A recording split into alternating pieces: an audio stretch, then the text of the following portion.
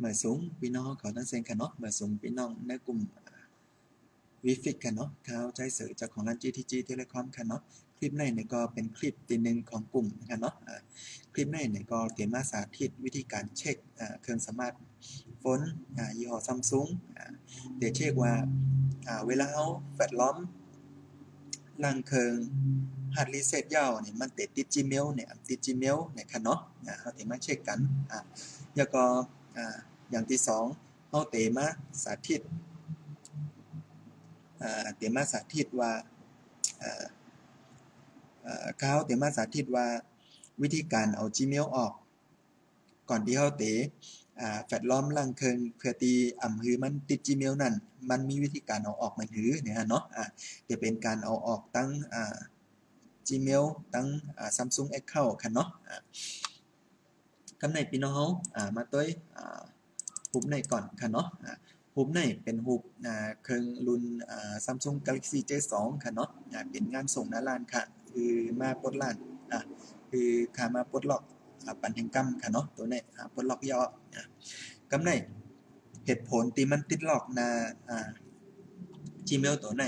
มันเป็นเพราะว่าเขาก่อนที่เขาเตะแฟลชหรือว่าเตะแฟลชล้อมเตะสร้างล้อมมาสร้างเฟิร์มแวร์นะฮาร์ดรีเซ็ตล่างเครื่องเนี่ยเขาเอา Gmail มันออกก่อนมันก็เลยมาติดหน้าในเนาะเวลาเขาแฟลชยาวเขาตั้งค่าเครื่องโทรศัพท์มาเครื่องสมาร์ทโฟนเขามาเรื่อยๆเนาะมันเตะมาติดแงกอยู่หน้าในเนาะมันเตะสามารถactivate เข้ามาเจอหน้าเมนูมันอะไรเนาะจนกว่าเขาเตะปลดล็อกเนี่ยบายพาสก่อนเนี่ยเนาะมันจ่องเตะอะไรเข้ามาอะไรนั้นในเนาะกำในวิธีการเช็คว่า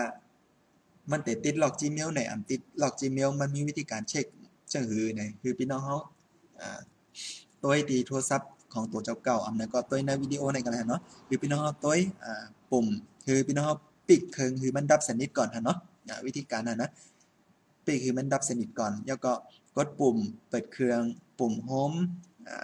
แล้วก็ปุ่มลดเสียงค่ะเนาะปุ่มวอลลุ่มดาวนะคือกดพร้อมๆกัน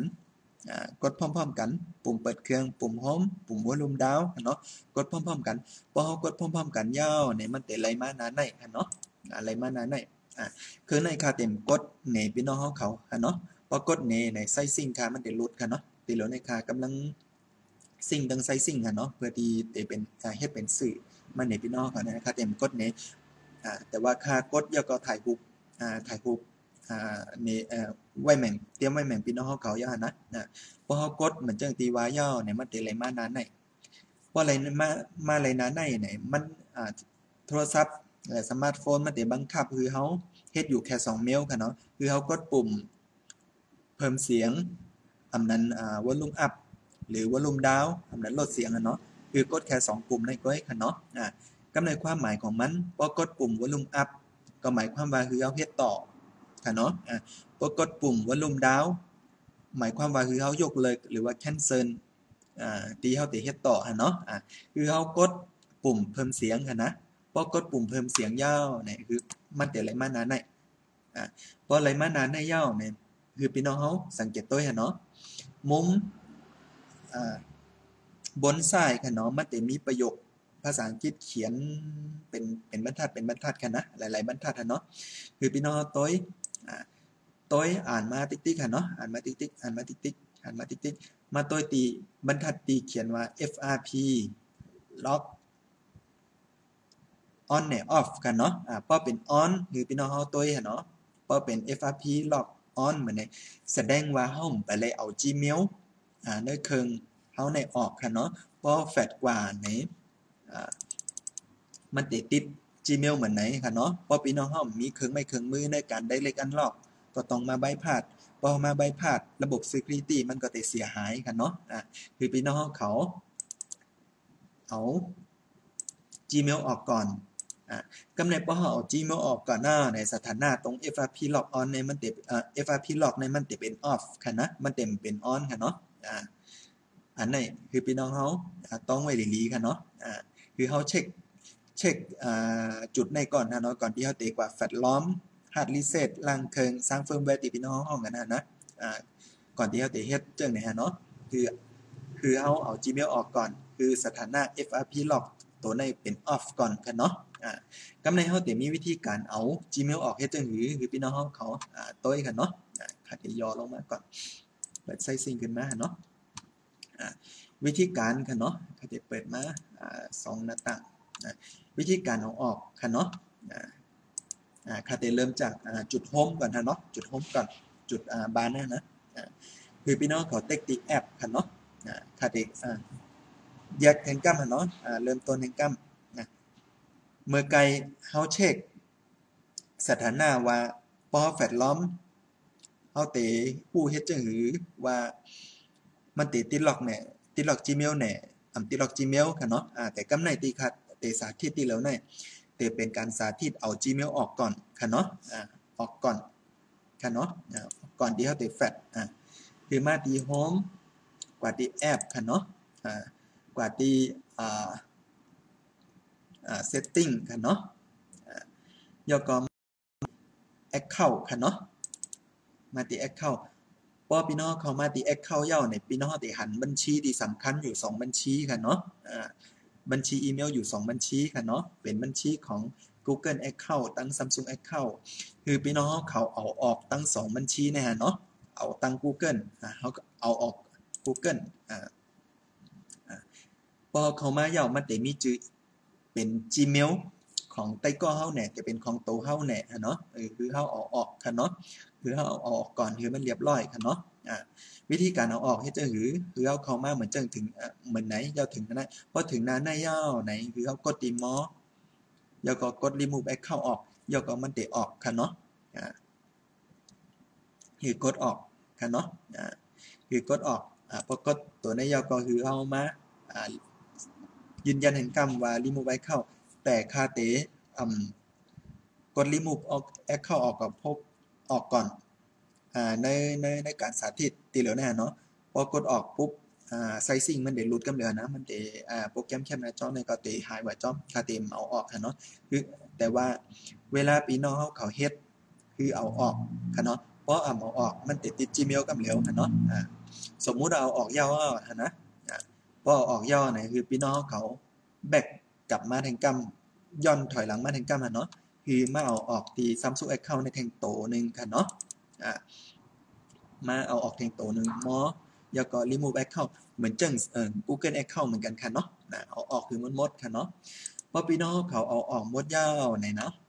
เพื่อออกหมดยาวไหนนาสถานะตี FRP log on เนี่ยพอเฮามาเช็คแทงกำมันจะกลายเป็น off เพราะมันเป็น off ยาวไหนพี่น้องเขาสามารถตีเตแฟลชล้อมสามารถตีเตฮาร์ดรีเซ็ตล่างเคิงตีสามารถตีเตสร้างเฟิร์มแวร์อะไรมากูเฮ็ดอะไรกูเมียวค่ะเนาะแต่ว่าพอมันยังเป็นออกพอมาเช็คเป็นเป็นพอมาเช็คเป็นเป็นออนอยู่นะอย่าไปก่อยสร้างเฟิร์มแวร์ใหม่อย่าไปก่อยแฟลชล้อมอย่าไปก่อยฮาร์ดรีเซ็ตล่างเครื่องใหม่ละกันเนาะพอมันยังเป็นออนอยู่เนี่ยมันติดล็อก Gmail ที่ก็ติด100%อย่าไปสงสัยเนาะของในก้อยกันเนาะกำไรสิ่งสำคัญสิ่งสำคัญแทนเมียวก่อนตีเฮาเตสร้างล้อมใหม่ค่ะเนาะก่อนที่เฮาเตสร้างล้อมใหม่คือพี่น้องเขาถ่ายรูปหน้าในไว้ค่ะเนาะค่ะมาตีรูปบ้านก่อนมาตีอยู่ผมในก่อนคือพี่น้องเขาตีแอป setting แล้วก็ about device แล้วก็ Technical Software Info ค่ะเนาะคือพี่น้องเขาถ่ายรูปหน้าในไว้คืออะไรครบค่ะเนาะถ่ายรูปไว้ก็เปิดหังในเวลาเขาเตล่างเคิงเขาเตแฟลชล้อมเนี่ยเขาก็เอาข้อมูลตัวนี้นะเหมือนจังเวอร์ชันเบนแบนอยู่เนี่ยเนาะเวอร์ชันตัวนี้เอากับเทียบตั้งล้อมที่เขาเตดาวน์โหลดมานั่นค่ะเนาะว่ามันแมนกันเนี่ยแมนกันพอมันแมนกันในก็ไล่พอมันสูงกว่าในก็ไล่แต่พอมันต่ำกว่าเนี่ยในส่วนของไบนารีของเคิงเต็มย่อมคือมันแฟตต่ำลงกว่าเนาะแฟตล้อมต่ำลงกว่าค่ะเนาะคือพี่น้องเขาต้วยคือเรียบร้อยค่ะเนาะคือต้วยคือสำคัญอันไหนคือต้วยเนี่ยโตในส่วนของsecurity software version ตั้ง Android Security Patch Level เนาะ2ตัวนี้มีความหมายนำหนักนะตัว2ตัวนี้นะตีตั้งศูนย์ Samsung เนี่ยศูนย์เนี่ยเขาพยายามอัพเวอร์ชัน2ตัวในหนีช่างเหมือนจังค่าหนีนักพัฒนาคือมันปลดล็อก Gmail ไรคือมันปลดล็อก Samsung ให้เข้าไรเนาะเวลามันติดยาวเนี่ยเขาพยายามอัพตัวไหนคือพี่น้องเขาสังเกตตัวให้เรียบร้อยเนาะกำในวิธีการหาล้อมหาเฮ็ดจังหือเนี่ยเนาะคือพี่น้องเขากดปิดเครื่องปิดเครื่องคือมันดับสนิทค่ะเนาะคือมันดับสนิทเหมือนไหนย่อกดปุ่มเหมือนเก่าค่ะ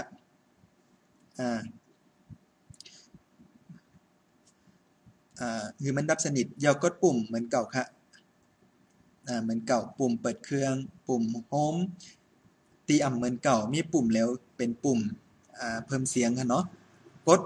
3ปุ่มในพร้อมๆกันปุ่มเพิ่มเสียงปุ่มโฮมแล้วก็ปุ่มเปิดเครื่องปุ่มโฮมปุ่มเพิ่มเสียงค่ะเนาะกดพร้อมๆกัน